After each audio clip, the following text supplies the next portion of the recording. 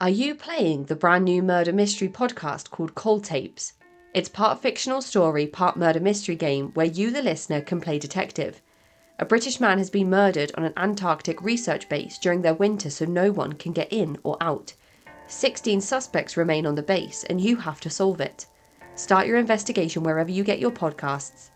Or fans of the Cult Vault can click on the link in the episode description if you fancy your chances of solving this mystery. It costs £5 to get all the files instantly and a competition entry. And if you get it right, you could win £10,000. Terms and conditions apply. Please follow the link in the episode description. So, hi, Geoffrey, and thank you so much for joining me here on the podcast. I know that this is your pen name and you're working under a pseudonym, but would you like to start by introducing yourself to the listeners? Yeah, so my name's Geoffrey Wallis. I'm author of A Voice from Inside, Notes on Religious Trauma in a Captive Organization. I am physically in, mentally out, Jehovah's Witness at this point. And at what point in your life did you join the movement? Since I was very young. So we use the expression raised in the truth. That's a Jehovah's Witness expression. It means that a child of Jehovah's Witness parents and, raised from a young age with all of the materials and all of the books and all of the teachings and sitting in the meetings multiple times a week. It really is a cultural vacuum that you're part of from a very young age, which is different to the experience of individuals who come in as adults who maybe experience it a little bit different. It might be a phase in their life, whereas individuals who come up as children in the organization very much feel that is the world, that one perspective of the world is the only one. Mm-hmm. And do you think that is put down to the amount of time that is focused on sort of church involvement and activities from yourself and sort of the family unit as a whole? Yeah. So it's a time commitment. It's called a high demand religious group for a reason, because multiple meetings a week in addition to formalized preaching work. But in addition to that, the family values that are taught are connected with the church too. Mm-hmm. So a child will be taught by a mother and father who are held to supporting the doctrine of the organization. So they will use doctrinal information and Watchtower publications to train their children, and usually uphold the party line when it comes to raising their kids. So even within the home, there's an extension of that. It's not just what's happening at the Kingdom Hall, but it is what's happening, in the home. And, a lot of times with parents, they are concerned with raising children who are respectful and have good morals and values. That's understandable. Yeah, parental concern. And so because of the material that's provided for children to help parents raise their children in an uncertain world, in the face of pluralism, they sort of are attracted, I think. But would you say that you had what could be described as an average upbringing for somebody raised in the truth? Yeah, I would say. And, a lot of times when you're looking back at your upbringing and you think, well, was there anything particularly strange or odd about it? And the thing with closed groups is that when you're in the group sort of bubble, there is nothing odd about the way you live, or there's nothing that feels very odd about the way you live. That's just your culture. But it's only when that rubs up against external information sources, other cultures, that you really run into, where you realize that, wow, we're really separate from mainstream society, and we hold some fundamental beliefs, perhaps even extreme beliefs, that others don't hold. So, yeah, there's, it can be a very normal childhood until one sort of awakens to that difference there. Mm-hmm. Yeah. And one part of your book that I found really interesting when I was reading it was the way that baptism works in the church, and how at such a young age, kind of young adults can be offered this baptism before you would be able to sort of vote or make those big lifetime decisions, and yet you can commit to kind of giving your life to the church when you're maybe not quite old enough to realize the commitment that you're actually making at that age. And that was part of the book that I found. Well, one of the parts. The whole book itself is really interesting, which I'll talk about a bit later. But that was one of the parts that specifically stuck out for me. And I know that we're not going to be too specific with your story, because obviously you're still active in the church. But can you give us a rough idea of when your baptism took place? Yeah. So pre-teen years, I was baptized, and you're very right there. It's a commitment, not unlike the commitment of other mainstream churches, in terms of the spiritual implications. Dedicating yourself to God, committing to a life of service to God. Those are the sort of spiritual implications. But the approach I take in the book are the organizational implications of that move, because this baptism is associated with the organization. It is the entrance into the high demand group itself. So at baptism, your name is on the roster. You are part of the group, and you are subject to its disciplinary policies. And for a young person that perhaps was raised in the organization, when they make that decision, now they're subject to that contract in perpetuity in terms of the social repercussions for exiting. And when seen from that perspective, you really can start to recognize how it's not an appropriate decision for a 12-year-old, a 10-year-old. Absolutely. Just recently, I saw a 7-year-old who was baptized. Oh my goodness. Of course, those in oversight, there's some formal questioning that goes on. So they have to be tested on doctrine and see if they agree with the policies. But the elders or those in oversight are very eager to have a new member of the fold. But really, there's nobody there sort of just to have that objective stance to say, is this something that a 7-year-old can decide? Because it's going to affect the rest of their life, particularly when thought reform and things like that are involved. Yeah. I mean, 7. So even sort of 12 to 15, I remember thinking at that age that I knew everything. And now thinking back to my kind of preteen self, I'm thinking, I didn't know anything at all. I don't think I even do now, but I'm sure I'll reflect in another 20 years and think, what was I doing at that age? But one thing I found interesting about another person I interviewed about their baptism was they explained how the church and all the congregants and everybody was kind of always building up the baptism and what it's kind of what you should be striving for, and it's an honor to have this experience, and it's kind of in my mind the way it was described, and some elements of your book came through sort of like this as well, is that you strive to have this baptism, and then once that's happened, you strive to reach this spiritual fulfillment that you can never actually really get to. So you're always trying to reach some part of life that you're just never going to get to. And he'd had he'd had an experience with another person sexually, which he had gone to the elders and spoke to about.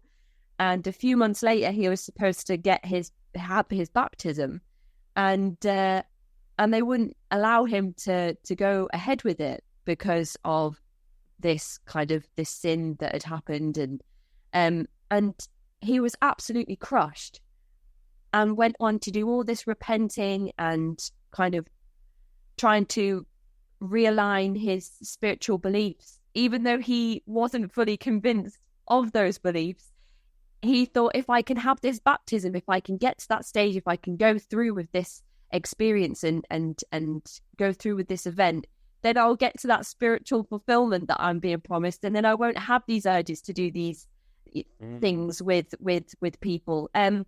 eventually he had his baptism and nothing changed. So I don't know if that speaks for itself. But... Yeah, it does. I mean, it's a bit of a sort of carrot and string situation. It's not unlike other social structures, for example, whether it's the corporate world or academia. We're always looking for this next step that's going to bring some new fulfillment.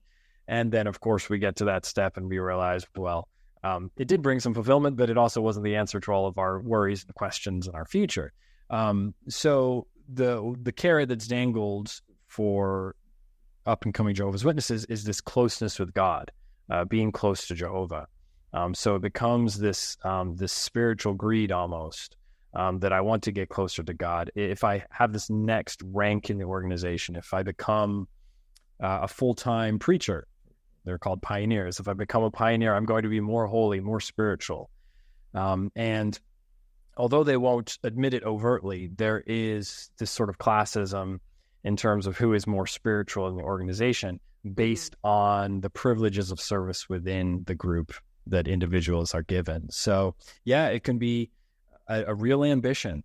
And for many who go on to other privileges, they call them privileges of service, other responsibilities in the organization, they will definitely be subject to their ambition to really try to get these, to really work hard, to change their conduct, to change their thinking, so that they can qualify in God's eyes to be given some sort of role in the organization. They pray about it. This was definitely my experience, praying about these opportunities in the organization that would come my way. And if I was holy enough, then God would bless me with them. And it's hard for me to kind of wrap my head around when it's explained to me that way, because this safe person that I interviewed was told he wasn't allowed to pioneer because he wasn't holy enough. And in my mind, it's like you're being punished by not being allowed to give up your free time and go and do all the and have these for some people difficult interactions with people outside of the church that you're trying to bring into the fold.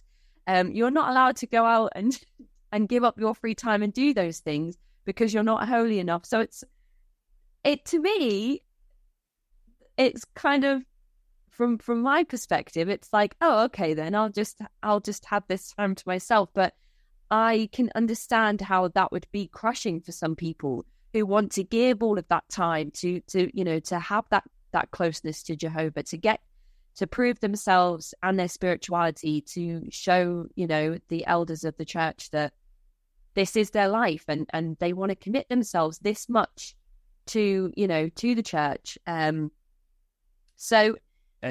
what is unseen there is the psychological bias that exists in individuals who really reach out for this, is their desire for prestige and notoriety, and the egoic self.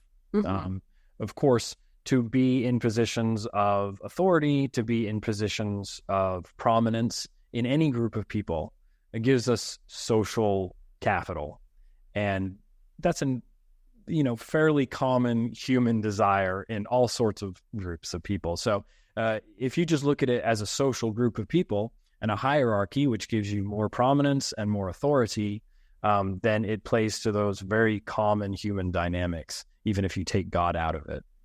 Mm-hmm. Yeah. And you can see that in everyday life with social situations, even in high school, when you have, the popular kids and the kids that want to sit with the popular kids and all that stuff. I think you can see that in all different types of community groups and societies. So, but we've mentioned sort of wanting to move up to the next rank and privileges of service.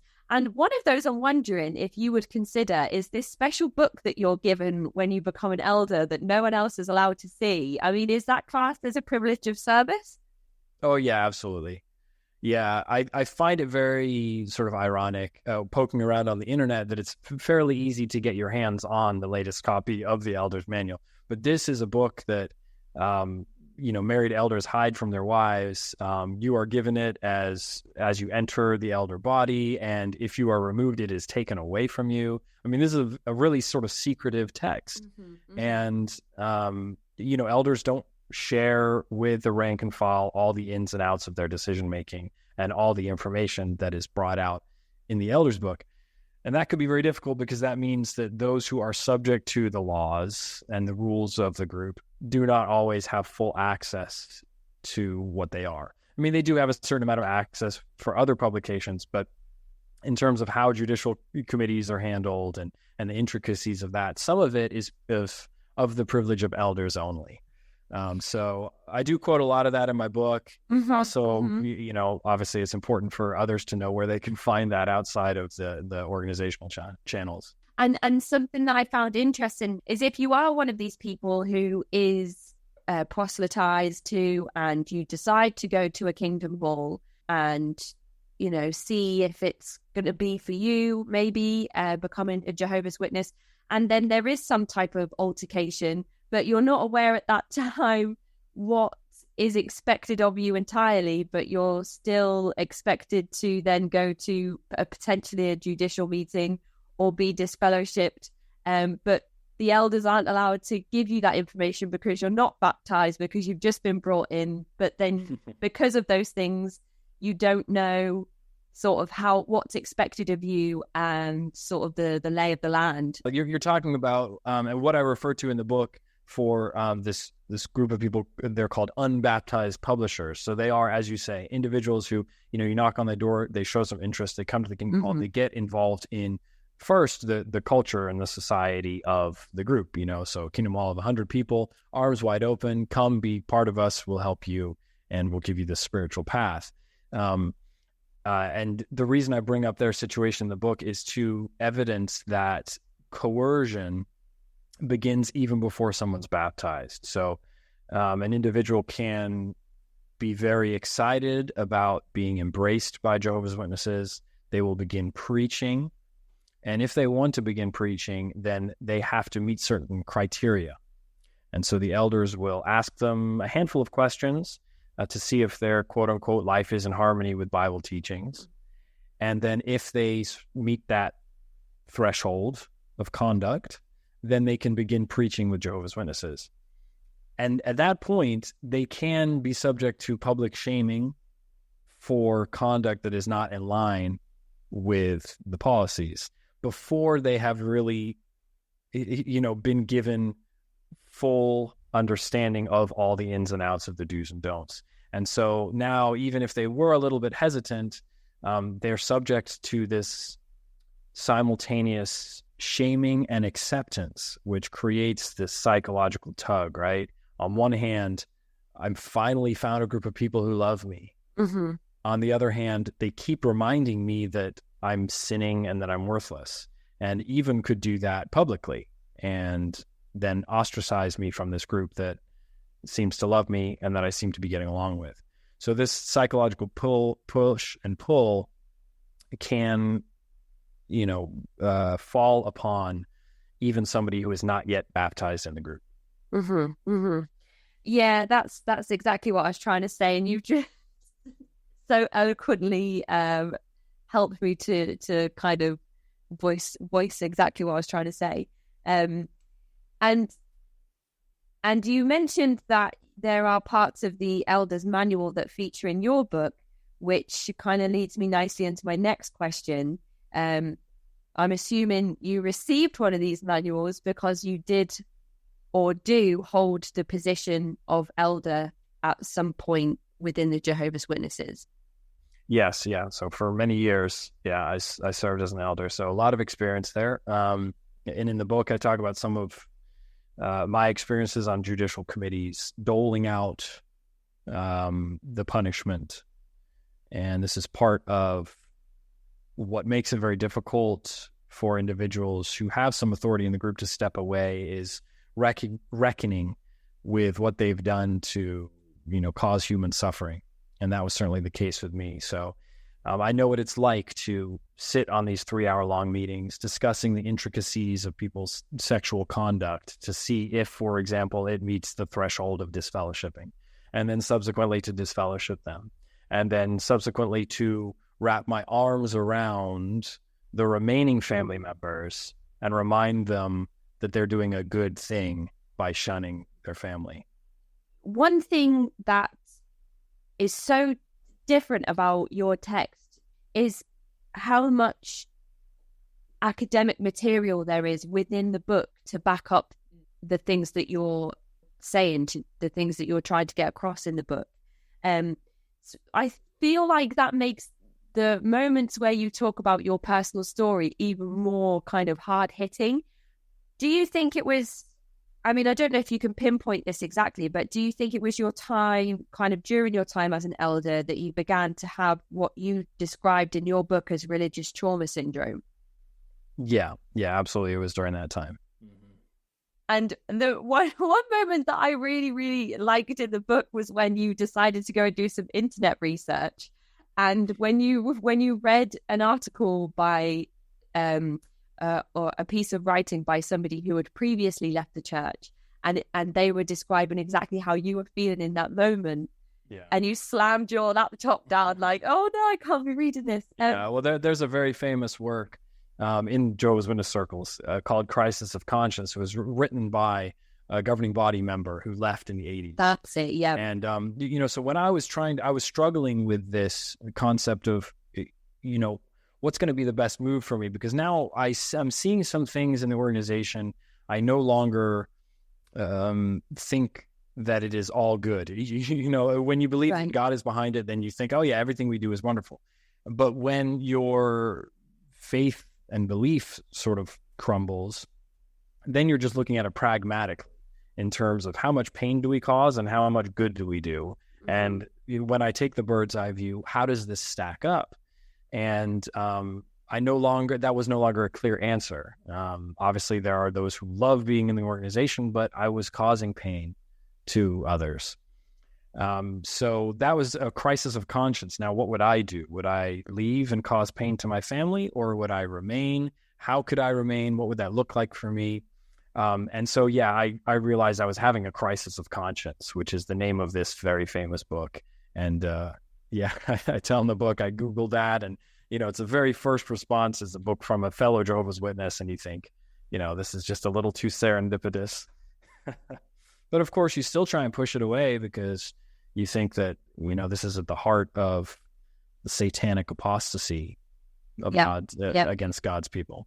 And the last thing that you want after being brought up in the truth for your entire life is to think of yourself as an apostate, and you're reading the work of somebody who is classed as one, and your experiences and thoughts and feelings are so kind of in sync with what that person is saying that you don't want to come to the conclusion that you are, that you could be the same.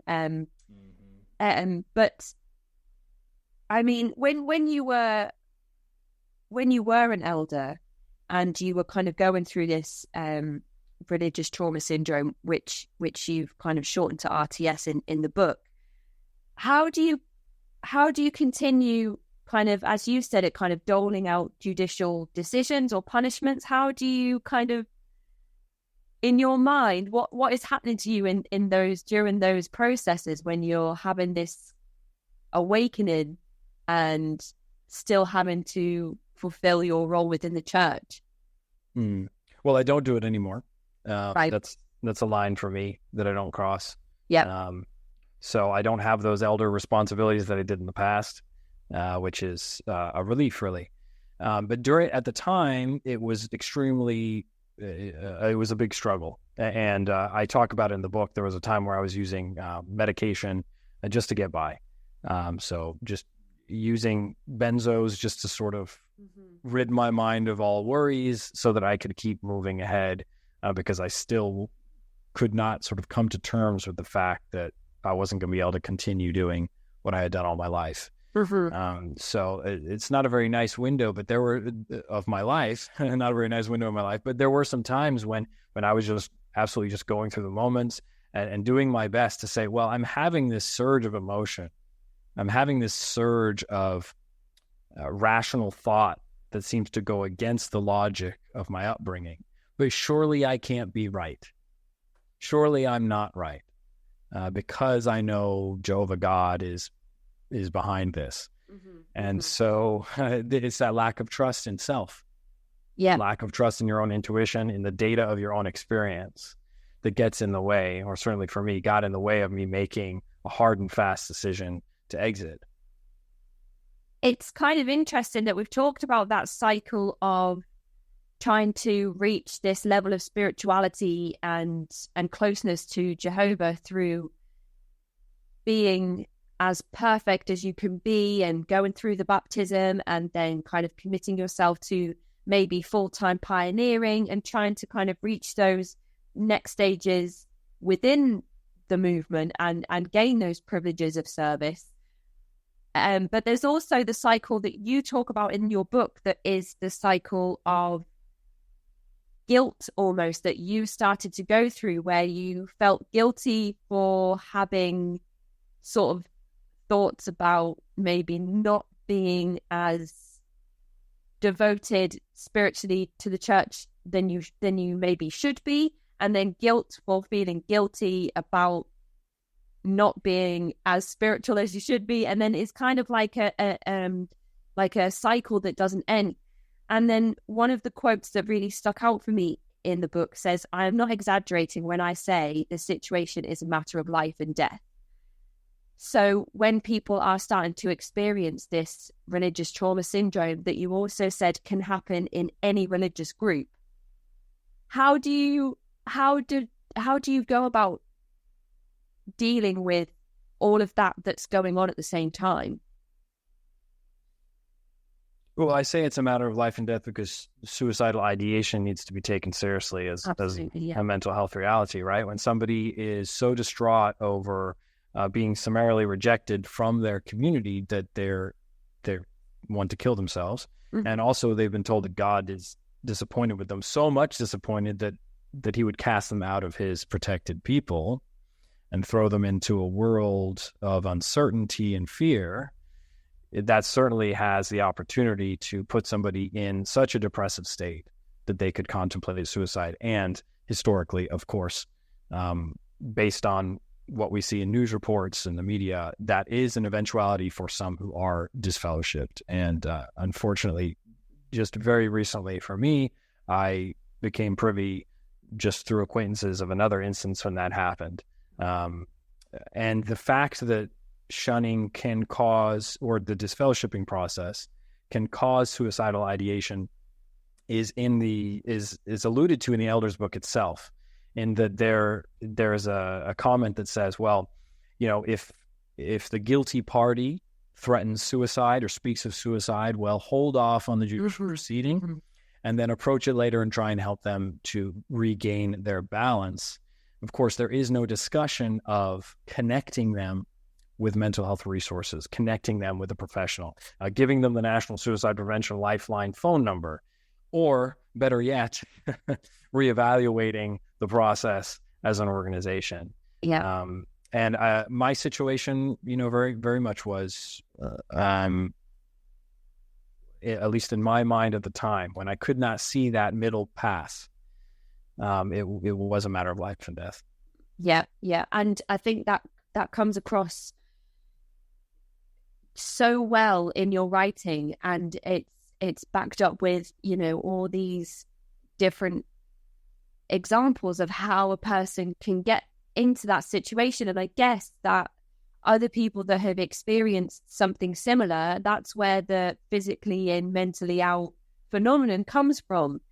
People are trying to work out a balance of maybe disillusionment, but also not wanting to have to be disfellowshipped and be shunned from their family and friends. So I don't know if, obviously I've never experienced this myself, so I don't know if that's exactly where that's come from, but would you... Yeah, you're right. Would you put that kind of...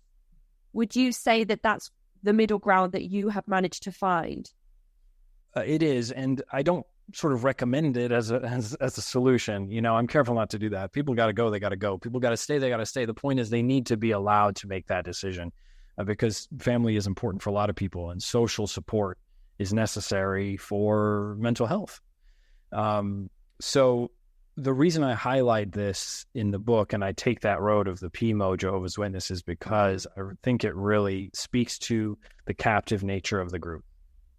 The fact that somebody would, even if only temporarily or perhaps permanently, choose to remain in an organization that they might be intellectually or ethically opposed to, because they feel that they are in a disempowered position and that they will be shunned by their family in perpetuity, that it will mean a death-like disconnect with family, mothers, fathers, brothers, sisters, children, that they just decide, well, I'm not going to do it. I'm going to figure out some other way. Yeah. And it's important to give that perspective, and it's important for outsiders to see that perspective, because it speaks very much to the infriction upon religious rights of disillusioned Jehovah's Witnesses.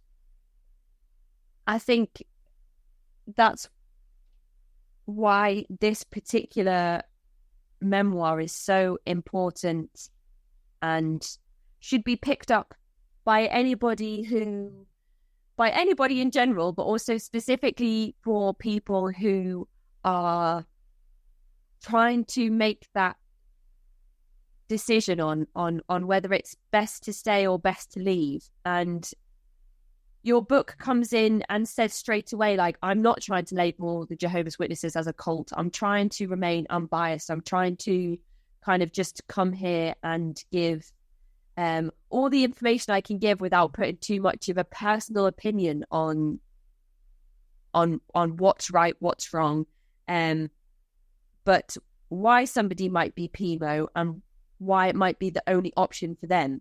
And your writing has extensive references to academic research, papers, books.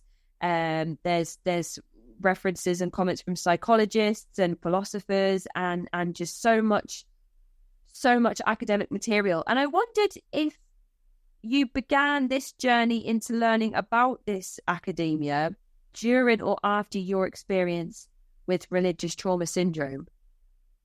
It was after, really part of the recovery, because this is, a few years removed from me now. It's not, this is something, healing my depressive ideation, my suicidal ideation, and the negative mental health state that I was in.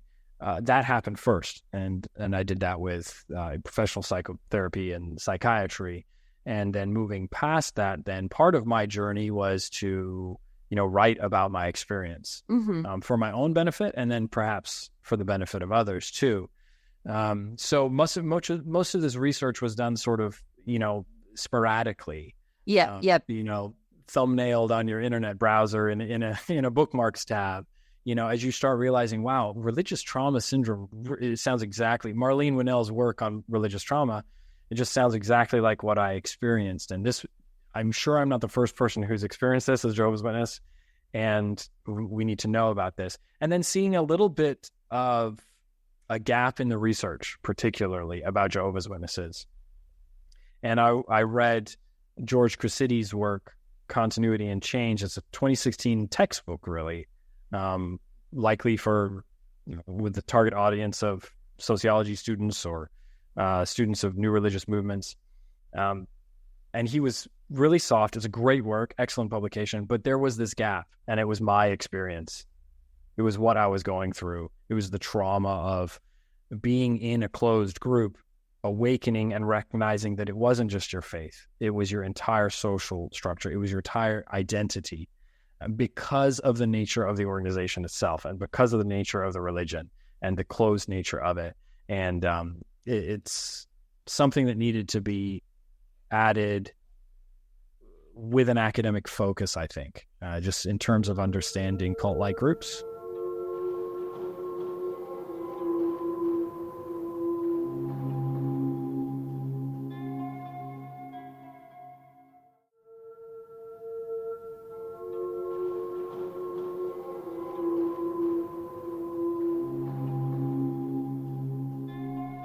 And I think that's exactly what the book accomplishes. And that's why I think it is so interesting and such an important text, is because it does exactly what you've just said. It it describes the PIMO phenomenon and how somebody might arrive in that situation themselves. But it talks so much about coercion and how the religion uses coercion and why that creates such a difficult situation for the people involved, and how it's not like you can just join, like air quotes, join a cult and then leave a cult, because that's not what happens in any of these situations, in any of these high demand religious groups. It's not something you can walk into and then walk out of. And we've already had a short discussion about people who have been love bombed when they've walked through the doors of the Kingdom Hall and thought, oh, maybe I finally found my group, and then all of a sudden are being subjected to public shaming, and having that kind of tug of war between sort of, I really want to stay, but maybe I shouldn't because these awful things are happening to me. So that I think that's summarized the book the way I perceived it anyway. And there were just lots of parts of it, and I really appreciated actually when I was reading it how you were able to summarize thoughts that I'd had but wasn't able to articulate in my own mind about the way these groups work in terms of, I think I wrote some quotes down. So yeah, I made one quote here, or wrote down one quote here that says, these religions do not allow for the spectrum of gender and sexual expression that we see in modern culture. And I talk in almost every episode about the LGBTQIA plus community. And I always ask the people I'm interviewing, what is your group like around this community group? Is there any level of acceptance? Is there any kind of potential for some kind of acceptance in the future? And I keep saying these groups are so archaic, and I don't see how they are recruiting new members when the world seems so progressive, but these religions stay still and they don't move forward. And so a couple of the quotes that I've written down are thoughts that I've had but not managed to articulate, and you've done it perfectly. Another quote you said was, Christian groups have undergone the difficult task of maintaining their faith while readjusting to trends in tolerance. And I really appreciated that comment, but also then thought to myself, not all Christian groups have done that, because so many I speak to kind of still have this really hostile view on the LGBT community, and parts of the doctrine that are taken seriously, like no sex before marriage, and all of those things as well. And it's definitely it's a big problem, and I to speak at length about the stigma I draw from Janja Lalich's work. She wrote a paper in 2010 about, and she's the cult expert right now. She's my little academic crush. One day I'll get to talk to her. Hopefully she's listening. But her work, it was just incredible how she spoke about that stigma that somebody would feel who, I love my God, but my sexuality is so tied to who I am as an individual. And I'm also afraid of leaving this group and the amount of conflict that would bring on somebody. Yeah. So I speak about that a little bit. And then we also have to understand that now, as progressive communities sort of grow in their empathy, and people have, the biological and psychological sciences improve, well, we start to realize things like homosexuality and gender non-binaryism is like a, demonstrable part of the human existence now. As individuals get exposed to that information, it will challenge their beliefs. It does create cognitive dissonance. And in that, Jehovah's Witnesses all the way up the ranks are motivated by empathy and fellow feeling, and have those same parts of their brain that work like anybody else's do to show kindness. Now they're going to have some real conflict because their enshrined doctrine, the one from their God, seems to go against the one that operates, the humanist law that seems to operate in their very bones. Yeah. And so religious groups have a hard time with Western Christian, the Abrahamic-based cultures, because anthropologically and culturally speaking, we are drawn, Western cultures were drawn from those Abrahamic cultures. And now as religion it becomes less rigid and less powerful, people move on to different values, but they still lurk in the undercurrent of a lot of our infrastructures. And so it is difficult for groups to address that. Yeah. Will Jehovah's Witnesses ever do that? I don't know. See, the other option that a group has when they run up against this dissonance with humanist values is something that philosopher Robert Cain calls the retraction into fundamentalism. So while some groups will grow and there'll be this awkward growth phase where they're like, okay, well, let's twist and turn the doctrine now to make it work. Yeah. Tolerance. Yeah. Others will avoid the work and they will retract into fundamentalism, which means that they will put up a more fierce wall. They will use even more manipulation. They will use even stronger emotion-laden propaganda to draw the line even firmer. That's where we run into problems.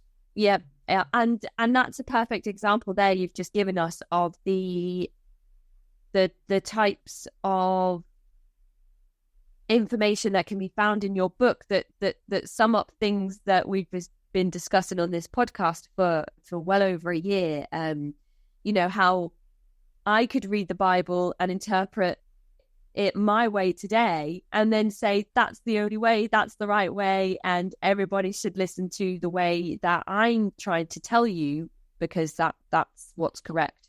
And I've always wondered what that process kind of looks like academically, and you just told me that. So. It's a process of deconstruction that a lot of, in the United States, evangelical Christianity in the United States, a lot of these groups are kind of going through this process of deconversion. Okay, so like reevaluating traditional Christian beliefs in the light of technology and progress. And it's work to be done, and people fall. Once that work is done, they fall on all sorts of places on the spectrum of religious belief. And do you think that there are more high demand religious groups out there that will have these physically and mentally out members kind of within their folds? Yeah, definitely. There are obvious cult-like groups like the ones that you've talked about on your podcast. And whenever there is this threat of rejection, and whenever there is the threat of being sort of demoted as a person. Robert Lifton, in the book that I quote, his comments on thought reform, talk about the dispersing of, or suspension of existence, which means that you will be rejected as a person. You are no longer a person. You are no longer a good person or a righteous person or a holy person or a godlike person. When that is what is to be lost by exiting a group, and there is no internal confidence that I am actually an okay person, or I can be an okay person moving forward, because the fear responses have been like neurologically programmed since I was a child. Now that is where individuals really will get this rub, and they will feel the authority of the organization. And regardless of where anybody ends up on the spectrum of belief, there's a power structure involved. So and this is where the real restriction of rights comes in, and the usurpation of power in the organization, because even if somebody is sort of exiting or doing less, the elders of the congregation still represent the authority that has the power to remove you from your family. So rightly or wrongly, whether or not you believe, they always will represent that power in your life, as long as and as long as these captive policies remain. Yeah. And what you said there about sort of not believing that you're an okay person if you are no longer a member of your church, if you're cast out and you're no longer sort of a holy person or godly person, and you're left to the basically like the evils, the devil, you've got no more protection. So all the sinful things in the world that you're told to stay away from, that you're basically taught to be petrified of your entire life, you're just going to be subjected to all those things now, because you don't have the protection of your spirituality, basically. And you're also going to be one of those people who's not okay, because they're not a member of the church and they're not a member of the movement, and they're influenced by all of the negative forces, like us ungodly people like myself. And they're the people that are going to be waiting for you. Yeah. These people that you've been warned about your entire life, and how these people will be bad influences, and they will try and get you involved in things that will take you further away from God. And those are the people that you're going to be lumped with now, because you're not allowed to be with us anymore. So that must play a huge part in it as well, when people are trying to make their decision on where to go with their level of commitment. Yeah, prejudice is, as much as we like to sort of demonize it, it's a biological reality or it appears to be a psychological and a neuropsychological reality of the human experience, that we have neurotransmitters that fire and make us feel good when we're with our own people, and also when we are criticizing outsiders. It feels good. It makes us feel like a sense of camaraderie. And so this is just common to the human experience. But what that means is that outsiders are very much a different sort of person. They are viewed in the Jehovah's Witness lingo as worldly. In fact, even in the 1950s, outsiders were called worldlings, like they were aliens. Yeah. As if they are completely different to you. So you don't know how perhaps you may feel uncomfortable interacting. There's also this sort of triple faceted stigma that I talk about in the book, where you were always afraid of outsiders and you felt different from them. And now you're afraid of insiders because they can out you as a non-believer. And then also you have this internal struggle with whether or not you've made the right decision, whether or not you are in fact right with God, if you still believe in God. Mm-hmm. And so it can be very lonely, and it makes you feel like there's nowhere to go. That's when those feelings of being trapped come, and hopelessness. And hopelessness is directly linked with suicidality. It's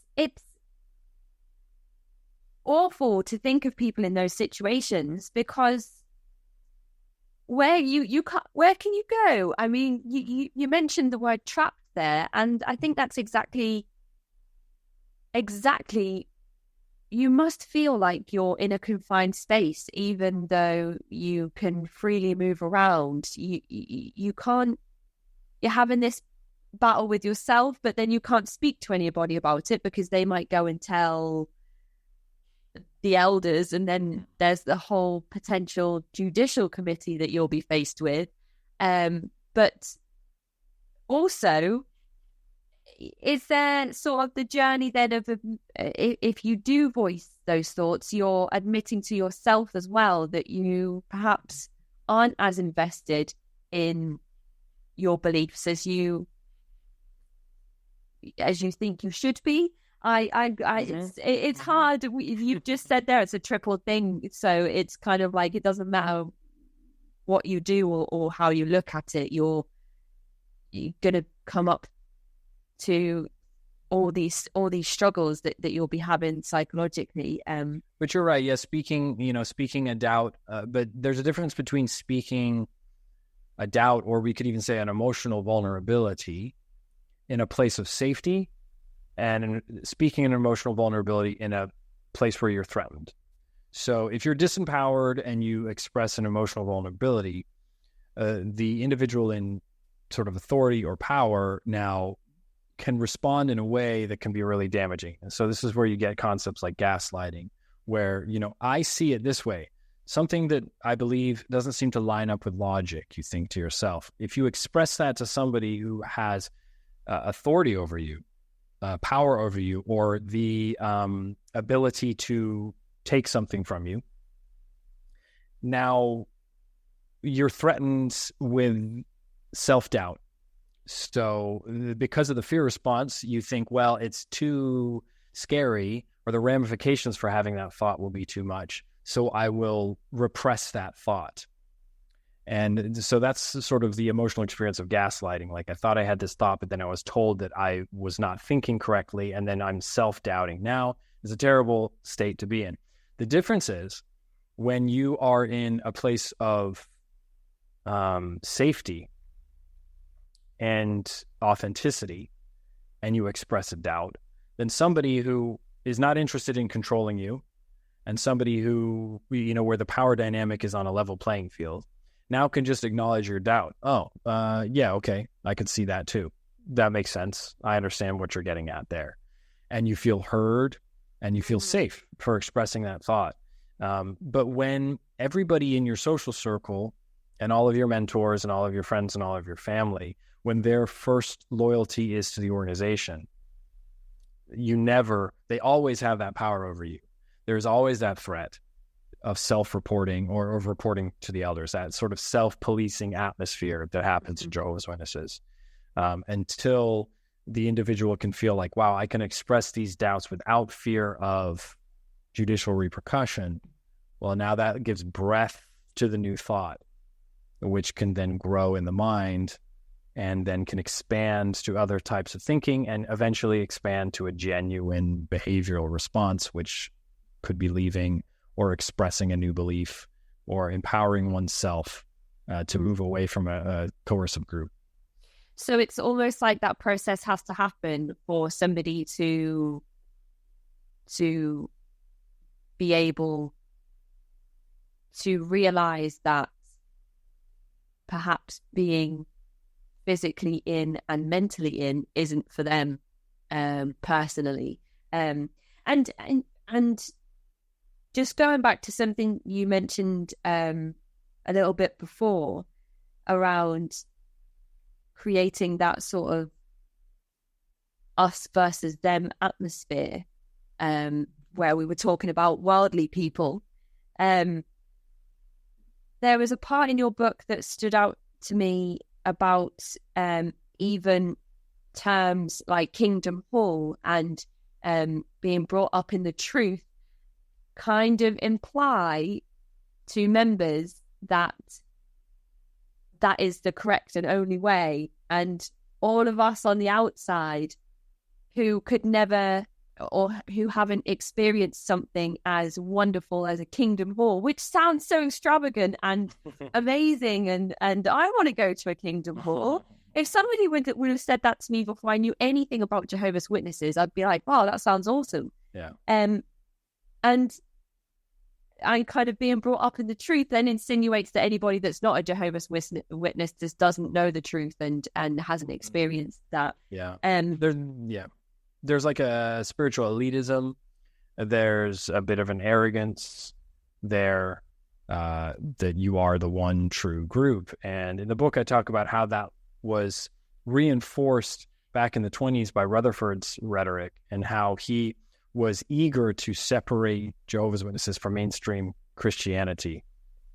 At least this is sociologist James Beckford's opinion from a book he wrote about Jehovah's Witnesses in 1975 called The Trumpet of Prophecy, was that he was differentiating the organization, which is what everybody does in successful businesses or economic pursuits, right? You set yourself apart from your competitor and lean into your strengths and minimize your weaknesses. And so what he did was he started saying, no, we don't go to churches, we go to kingdom halls. Mm-hmm. Now we're going to say there's a line in the sand between false religion and true religion. We're going to be called not just Bible students, because, kind of anybody can be a Bible student. We're going to be called Jehovah's Witnesses, and we're going to use that name as an identifier. So, yeah, it creates this line in the sand where you think you have the truth, there is a scripture that's commonly quoted, Isaiah 43, about where God says, "You are my witnesses," is the utterance of Jehovah.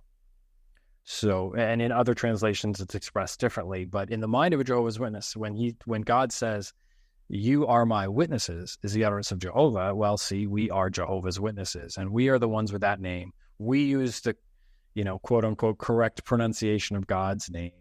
And because we're so confident we have the truth, we're going to go out and tell others. Yeah. And that movement from the understanding that you have sole ownership of truth into the ambiguities of life is a really difficult process. Yeah.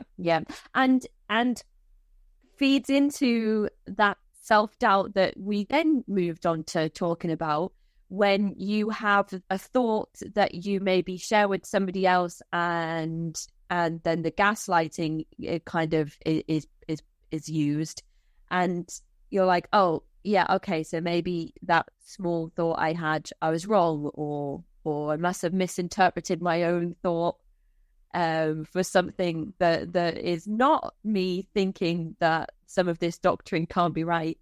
And then sometimes the words of encouragement are to go and pray more. You must not be praying enough. So go and pray more, and your kind of relationship with Jehovah will grow stronger, and you'll be spiritually healed because you'll be doing all this praying. And I feel like that is another tactic that is used for you to not have space to grow these thoughts when you're having this doubt. Like you mentioned, when these thoughts can kind of bloom into something a bit more tangible. Would you say that is the case for people who are just told to, don't worry, just go and pray some more? Yeah, it becomes, absence of any religious significance. What is prayer? Well, it's sort of like a meditation, or it's a way of being one with your thoughts. But for the Jehovah's Witness, it can be a religious compulsion, to where if you have an errant thought, either an unsanctioned desire or some sort of intellectual thought that is dangerous, then you go back to prayer and you reinforce your faith, and you reinforce and you pray to God, don't let me have that thought, don't let me have that thought, don't let me have that thought. And then, of course, you have a thought. And we're starting to, you're in this battle of understanding the simultaneous power and powerlessness of a thought. So thoughts can be extremely powerful when they are unwanted and you don't know where to put them, and they're alighting on some sort of psychological weakness or insecurity. We all have that experience where thoughts are troublesome, but in reality, they are just thoughts. They have no impact on the real world. They don't even need to have any impact on behavioral outcomes. They simply are things that arise in consciousness. And so I found a lot of help with meditation, recognizing that thoughts are really just things that arise in our consciousness and don't need to have any power over us. But that's not what is taught to Jehovah's Witnesses. A couple scriptures come to mind where Jehovah's Witnesses are asked to bring every thought into captivity into the Christ. So it's this idea that you should be able to bring your thoughts into a certain pattern of thinking if you are holy enough, if you are close enough to God. And when you have this thought that does not come back into the framework that is supposed to, well, you better go pray again. Another one I can think of is where Jesus says, anybody who is even looking at a woman is having adultery with her in his heart. Well, this is a cognitive fallacy, or this is a cognitive distortion, that a thought is the same as an action, because it is not. And so that's where thought reform gets really painful, because it doesn't allow even just a spurious work of the imagination or abstract cognition that just comes out of nowhere, and the Jehovah's Witness will feel guilty for that, and then return to compulsive religious activity to try and bring that thought back in. Prayer, Bible reading, go out and service more, et cetera, et cetera. Yeah, which is exactly what we've spoken about, and what you mentioned sort of in your book around your process with RTS, when you were caught in this cycle of having these thoughts and then feeling guilty for having those thoughts, and then going back to the scripture and then realizing that maybe the scripture wasn't doing what it should be, and then feeling guilty about that, and then kind of caught in this awful psychological cycle of just trying to muddle your way through, realizing that you just didn't believe anymore, or ever did. I mean, I don't know, and I can't speak for people who are kind of experiencing this PIMO life themselves, whether they ever fully believed or kind of just gradually realized that the scripture isn't true. I'm not sure.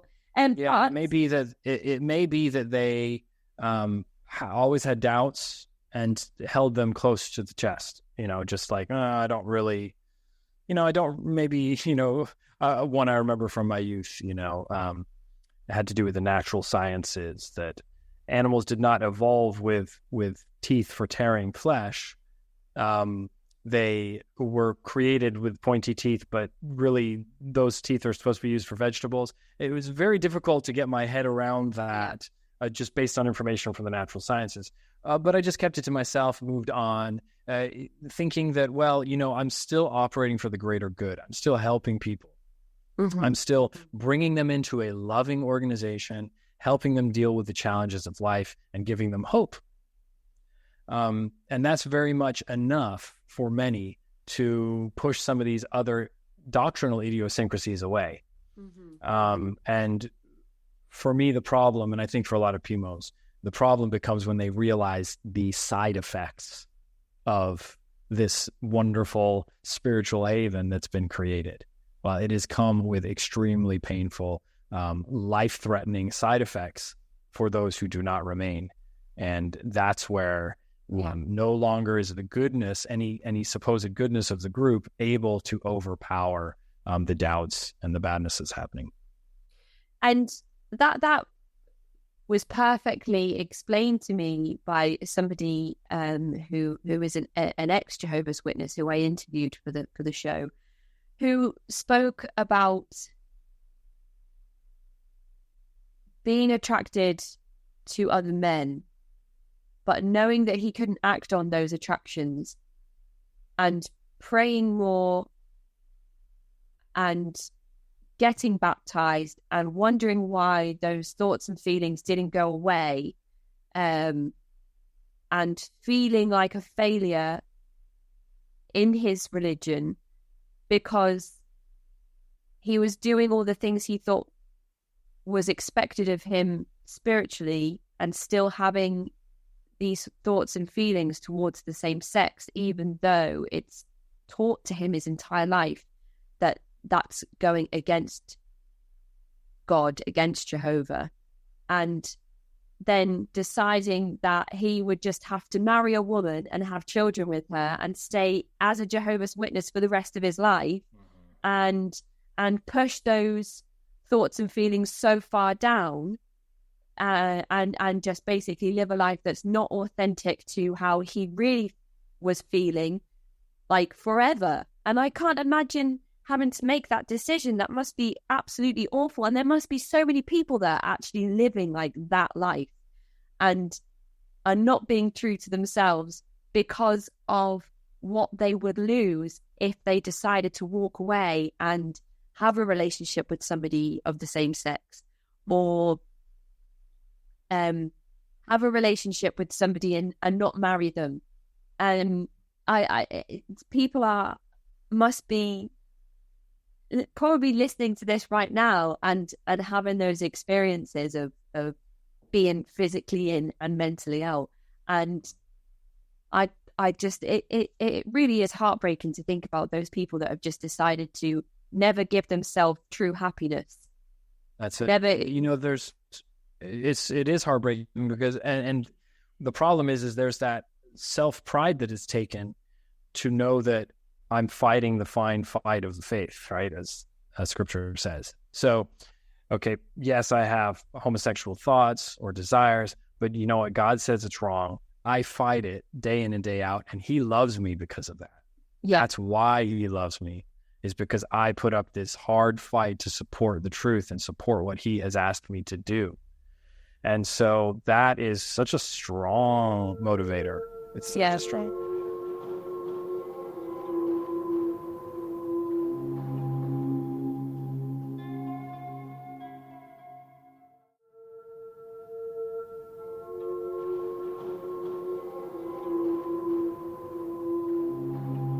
You've grown up with these family ideals that follow the church, then there's that whole other element of not wanting to almost not let your parents down or your family down, or not let people down because you're not what they think you should be, which is a whole other element to this. Not only would you be potentially jeopardizing a relationship with family and friends altogether, like they've just completely vanished off the face of the earth, and you're never going to get the opportunity to see them and speak to them again.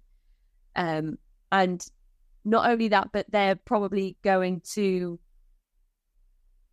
willingly accept that they're never going to speak to you again, because you've been disfellowshipped. You also don't want to go to them and say, like, I'm not I don't know. I don't even know what the word is, because for me it's like, I don't know. I don't see how somebody who is attracted to the same sex can't be spiritual. But it must be difficult. I mean, I know that the process around people coming out to family and friends is a massive deal, and it's difficult for a lot of people because they are worried about how people will view them and the repercussions of having those conversations. But when you bring religion and spirituality that is against people within that community group, when you bring in that element as well, it just kind of, it changes it into something completely different. Of course, it moralizes sexual behavior. This is a greater problem, right? Moralizing sexual behavior instead of just recognizing it as something that humans do and not attaching sort of like the standards and unnecessary ethics to it. But it's this rejection by God. So it not only is it a permanent stance against one's family, but it's necessary to re-describe one's God. In terms of if there is a belief in God that remains, then it needs to be one that accepts you for who you are, or and I think what happens with a lot of Jehovah's Witnesses, particularly those who are raised in the organization, is it leads to agnosticism or atheism, because every value and standard that they had was tied up with this God. And in order to live an authentic lifestyle that's genuine to them, they're constantly hitting up against this indoctrinated standard that their God has doled out on them. So it's always rubbing up against God. And so it ends up, and because the only God that you've ever had is Jehovah, who is sort of monopolized by the Jehovah's Witnesses, it's easy to toss out the God concept, or it may be necessary for some to do that. Yeah, absolutely. And I think for some of the people I've spoken to, that's the case, including this one person I mentioned who decided that he would take being disfellowshipped so that he could go on to have relationships with people of the same sex. And he's married now, and he's really happy. And I know that's not an option for everybody, and that's why we're having this discussion today. But he made that decision. It was incredibly difficult, and now he is living a life with other worldly people that he never thought possible at the time. So, and what a relief, right? To release yourself of that burden. Absolutely. Yeah. The omnipresent judgment of your sexuality. Yeah. And he mentioned a moment where he was in the airport and he was returning home and he knew he was going to have to go to his Kingdom Hall. And he'd been traveling on his own. He'd been to visit other Kingdom Halls and places he'd visited. And found that the people in the hostels and the dorms that he stayed in that kind of weren't tied to the JWs were more friendly than anybody he'd ever met in his whole life. He said there was no pressure to be modest or to pretend that you were more than you are spiritually. And then he kind of had this feeling in the airport of being trapped because he knew what he was going back to, and went to the bathroom and just broke down in the stall because he realized that he was going to walk away at that point, and he knew what that would involve. But he had sort of this moment of just realization, and that was the first time that somebody had described to me in so much detail sort of exactly the moment when that happened for them and how it happened. So that was quite a moving discussion to have. But I've just got a few more questions to go through, and these are sort of more for people who are listening who may be in the PIMO situation or getting themselves towards being in that situation. And that's to start by asking you if you can tell us what some initial symptoms of religious trauma syndrome might be. Well, religious trauma syndrome is related to PTSD. So the symptoms of PTSD are anxiety, depression, panic attacks, suicidal ideation, intrusive thoughts. That is common to PTSD experience.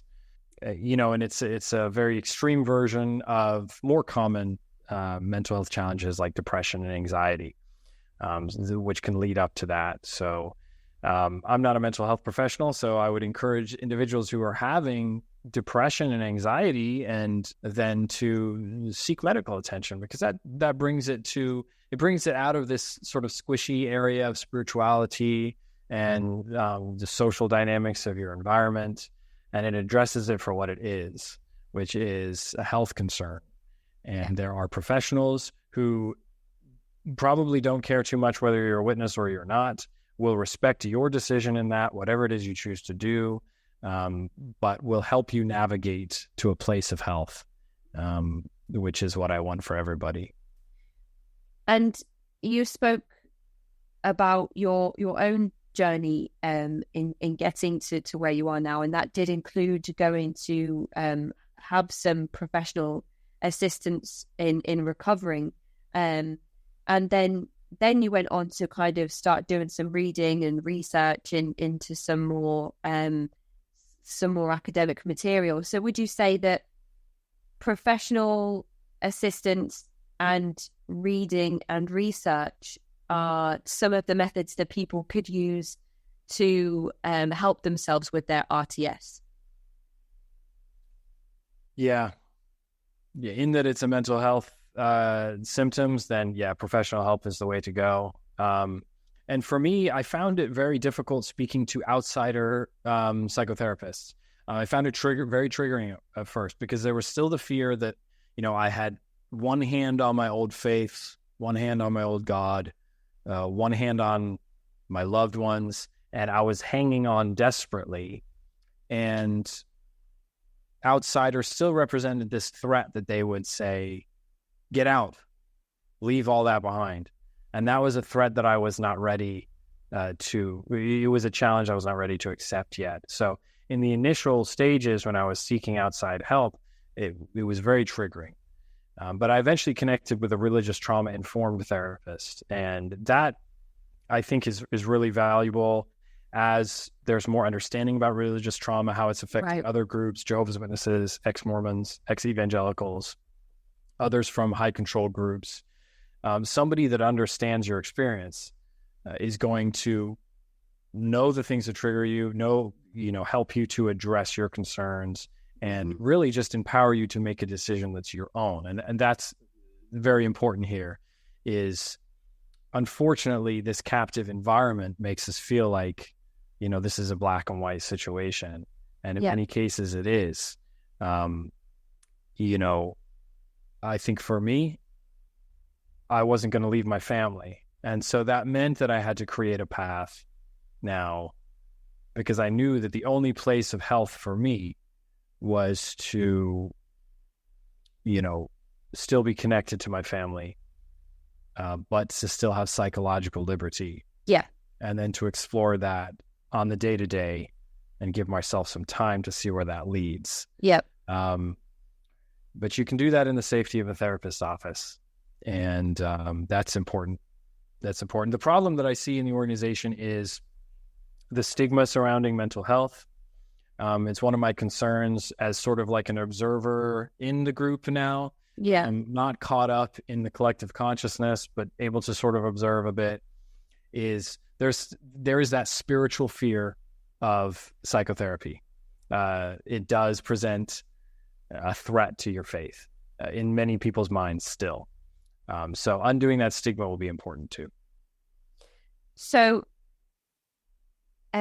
reading and research and therapy, if you have access to it, if it's something that's available to you, and more specifically, if you can find one, a therapist that has specialized or has experience in religious trauma, for anybody who may find themselves in a situation where they're struggling, not sure where to go next, not sure how to juggle sort of the guilt cycle that we've spoken about, and especially anybody that is struggling with depression, anxiety, any thoughts around suicidal, any thoughts around suicide and self-harm.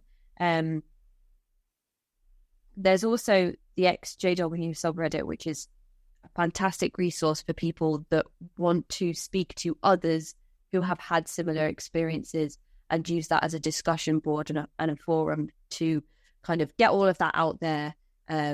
What I love about that subreddit is every day someone will put a picture up of their new tattoo, or their carved pumpkin, or their shoulders, or their clavicles, and say, "Look at me." And I find that so wholesome. That somebody putting up their Christmas tree is to worldly people will seem like no big deal, but to people in that subreddit, it's quite a special thing. So there's a lot of love there in that subreddit. That's great. And while you're speaking about mental health, in the United States, the National Suicide Prevention Lifeline and the Trevor Lifeline are both free 24-hour services. They're completely confidential, and they are always there. They're always willing to speak. So if somebody does find themselves in a captive atmosphere, feels disempowered, and needs some support, then have those numbers on speed dial. That's fantastic. Yeah. I'll also make a note to put those numbers into the episode description, where I will also put a link to your website, wallisbooks.com. But before we finish, there was a few things I wanted to ask. You speak in your book about trying to maintain an almost neutral perspective, which includes not praising the Watchtower Society, and also includes not openly labeling the JWs as a cult, or the Watchtower Society as a cult. But I wonder if you've received any backlash despite efforts to remain neutral and anonymous. So far, so good. It was a big fear of mine writing the book, because I felt like even in coming out and expressing my story, that I would again be sort of pressured into that inside outside. I no longer belong in my faith group, but I won't be accepted by outsiders because I haven't made the formal decision to leave. Right. But so far so good. And I know I'm on a cult podcast. But the reason for that is to attempt to cut through the dialogue a little bit. expressions like new religious movement and high demand religious group are not so emotion laden. So if you've been in a high demand group or a close community, you know the power of language to affect emotional outcomes. So you know that you can use a scripture or a phrase, and you can incite discomfort in the audience. We know that as Jehovah's Witnesses because we use those tactics in our preaching and in our rhetoric. So I didn't want to do that. I didn't want to sort of give ammunition and be dismissed just as another ex-member who turns and calls his previous group a cult. Yeah. And so that's the reason for that. Yeah. And that actually, you can see that the examples of that language in, I interviewed a lady a few months ago called Amanda Montell, and she's just released her book called Cultish, The Language of Fanaticism. And it's such a perfect example of how language is used in these high demand groups. She talks about multi-level marketing and Soul Cycle and groups that aren't even religious, and how language is used to basically apply the same coercive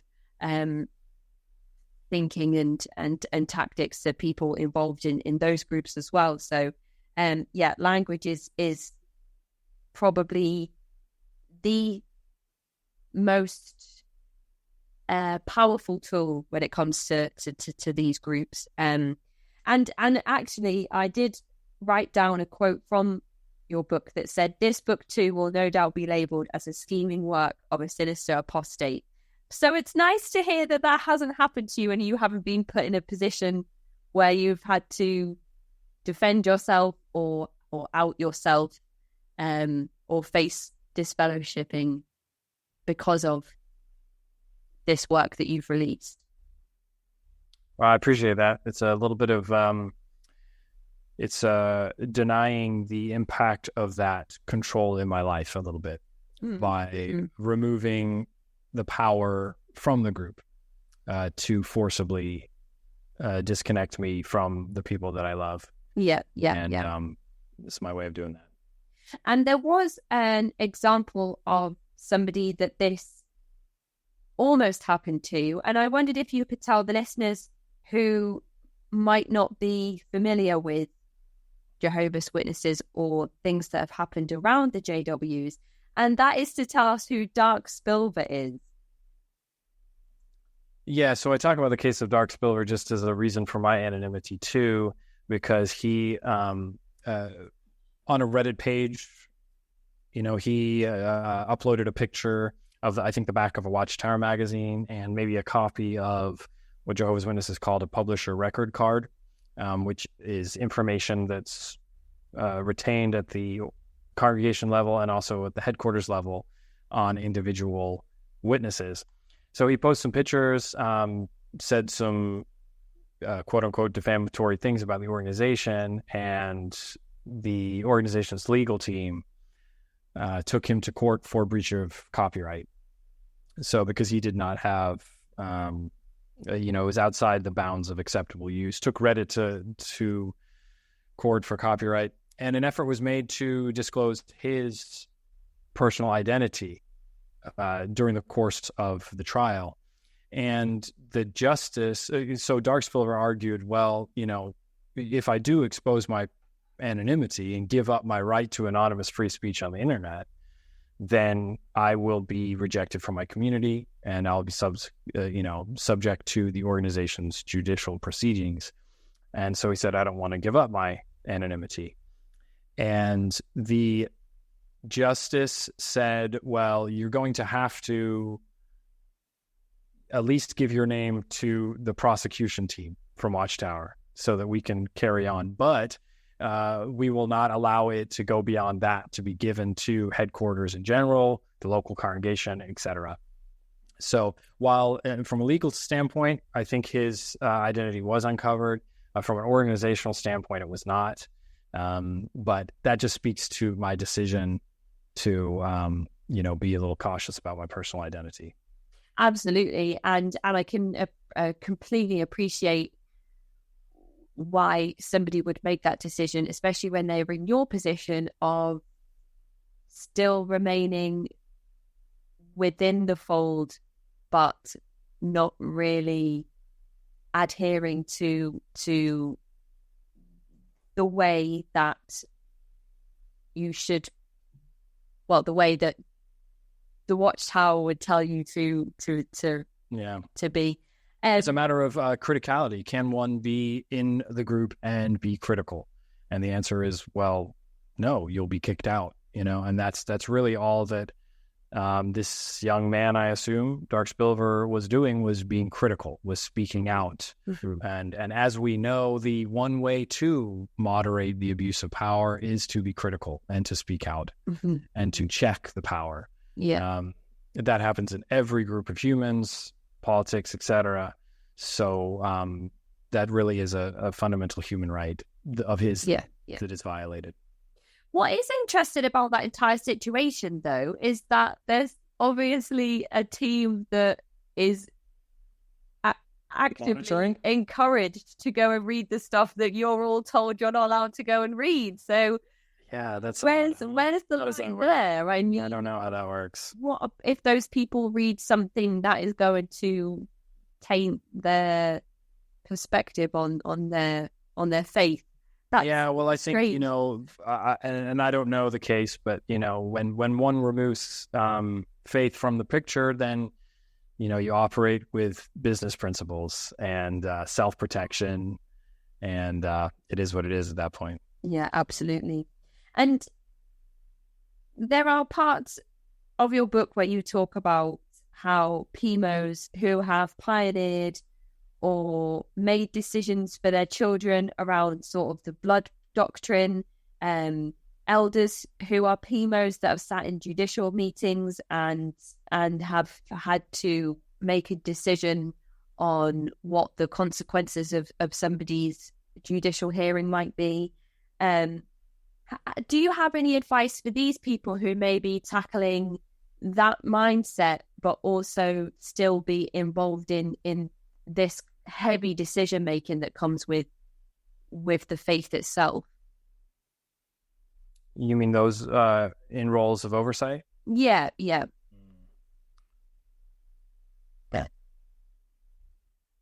It's hard to say. It really is. It's a difficult situation. The important part is to find is to create, I think, spaces where one can be authentic. That starts with self-honesty, but then it extends to really the making of true, real friends, which, although we had a lot of acquaintances as Jehovah's Witnesses and friends, one could say there's this automatic intimacy that happens because of a shared acceptance of a belief. Right. When that is gone, friendships become very one-on-one, and you sort of share vulnerable pieces of yourself slowly, and you develop a trusted relationship on a one-on-one basis with a friend. That's how friendships are made. But surprisingly enough, when you don't have the fail-safe of the religion, that takes a little bit more work than perhaps individuals who are raised as Jehovah's Witnesses are aware of, to create authentic relationships. But the point is, human authenticity, Carl Rogers talks about this on his theories of personality, is when you can be authentic with somebody and they are willing to be authentic with you and vulnerable with you, well, then incredible things can happen for congruence and psychological homeostasis, or what we would say, bringing you peace and giving you the strength you need to design a life that works for you. So that's what I would say. Find a place where you can speak safely, and where you are encouraged to be yourself, and where you're encouraged to think for yourself, and when you are not persuaded to think or behave in any way that doesn't work for you. Yeah. That's great. That's great advice, I think, for anybody that may be listening and struggling with those, and not even for people that are in those higher up positions within the church. Just just people in general. That was great advice. That's just great life advice. And overall, that's great. I can't recommend your work enough. I've got so many quotes here that I've written down. I read it on my iPhone, and I don't know if you've ever used iBooks, but there's an option to highlight as you go through the book, and then you can export the parts that you've highlighted into a PDF document. So I read the book, and then I exported all of the quotes and parts of the book that I'd highlighted, and it was like I'd basically exported the entire book into a PDF document. And I was supposed to use it as a tool to narrow down like specific parts that I wanted to talk about, but it ended up like so much of the book that I was like, oh, now I don't. It was I just have to like, if I read through everything I highlighted to pick out the parts I wanted, I would have reread the book. So I'm glad you enjoyed it. Yeah, I really, really did. And I really do recommend people go and give it a read. If only like not just for the discussion around being physically and mentally out, and not even for the discussion around religious trauma syndrome, which both of those two subjects could have their own books respectively, but it's almost like a list of resources to go and educate yourself more on coercion, to go and educate yourself more on language, on history, on how the Watchtower Society was born and how it changed, and all these different professionals that have done all this research on religion and yeah, so it's almost like a list of resources as well that people can go and check out and read more into that you've referenced throughout the book. So also check out I've been working with the folks at igotout.org. Yes, so, yeah. They're a group that basically is a platform for stories. So they encourage individuals to write their story as a way of processing it. And the one thing that's important, whether individuals go through sort of to the extent of PTSD trauma from leaving a group or religious dissolution, or if they experience disfellowshipping and shunning, it's something that needs to be processed and worked through, or it can just be one of those wounds that can have negative outcomes in our life if it's not really processed, either therapeutically or creatively, etc. So I Got Out just basically gives you a platform to tell your story. You can submit it to them and they publish it anonymously if you'd like. And they also have some good resources there and others to connect to. Yeah, absolutely. We did have them on the show a few months back to chat with us about their work, and it was described as a hashtag movement. So you can find them actively on Instagram at hashtag #IGotOut, or you can go on igotout.org and you can read up about people submitting their stories there. And there's some fantastic stuff every day. And they also are very good at sharing other people's posts from people such as yourself, who will be talking about the work that they're doing or experiences that they've had. So that's a great recommendation. People definitely go and have a look at that. So I think, unless there's anything you wanted to add specifically, Geoffrey, I think we've gone through everything that I wanted to ask. Yeah, well, thank you so much. I appreciate you having me on the podcast. You know, your work, I'm sure, is something that you're passionate about, but it is helpful, you know, because individuals, the more we learn about groups, we can draw connections, and we can just be aware of what goes on in closed groups and make decisions that are more informed. So it's important what you're doing. I absolutely hope that is what these episodes bring to people, is the ability to kind of recognize potential red flags in various community groups and settings in society, and set people up with some tools to recognize when something might not be quite right, but also as a tool for people to listen to inspiring stories from people such as yourself and realize that there is an option outside of silently suffering, which you experienced, and now you're in a very different place, and still a member of your family, because you are still in, but you are mentally out. So hopefully these stories will give people some hope as well. And ultimately we want change, right? The end of captive policies, perhaps even some regulation on religious groups that entrap people. Mm-hmm. It would benefit a lot of people. It would reunite families. It would benefit Jehovah's Witnesses. It would benefit those who choose to leave. Yeah. And we need to give some attention to that, because in that individuals have a faith that Jehovah's Witnesses that they would like to maintain as their way of finding hope and spirituality in the world. That can be present in the absence of coercive policies, and also those that cause extremely negative outcomes for those who are disillusioned. So really, if we can end those captive policies, then a lot of the fabric of this coercion would end. Yeah. And that goes along with a lot of the content on this show that we hope for change, all the stuff around the troubled teen industry that we've spoken about.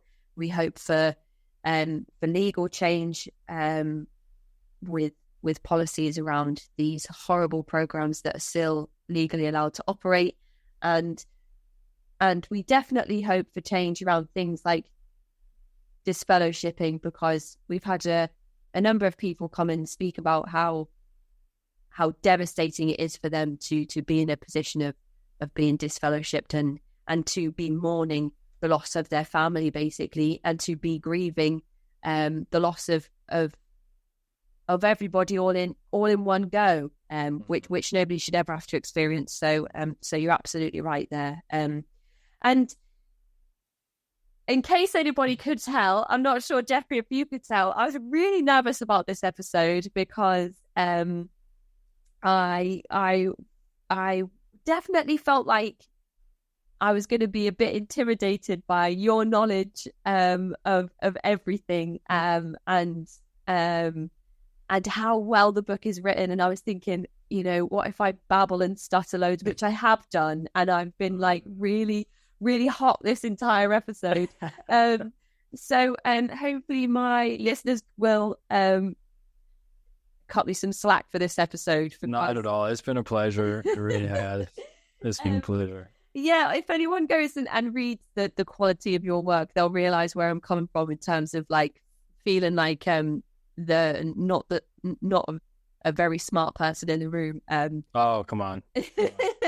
So definitely go and check out Geoffrey's work. I'll post all the information in the episode description for anybody that wants to go and check out some more of that. And all that there is left to do is for me to say a massive thank you for your time today. I cannot wait to share this episode with everybody. Yeah, thank you. No, I appreciate just having the opportunity, just to get the word out, and, I appreciate it. Thank you for the platform. I really do appreciate it. It's absolutely my privilege, and I will speak to you soon, Geoffrey. Enjoy the rest of your day.